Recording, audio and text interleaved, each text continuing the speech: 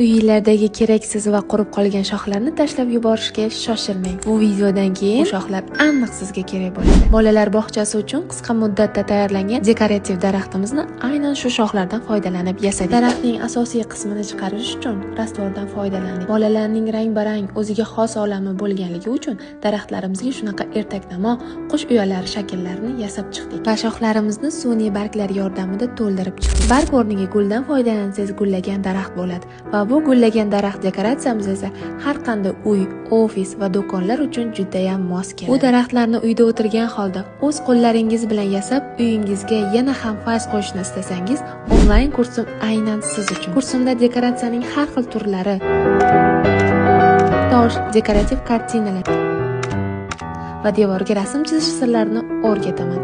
Kursimga tez orada start beraman. Ungacha meni yo'qotib qo'ymaslik uchun profilimga obuna bo'lib qo'ying.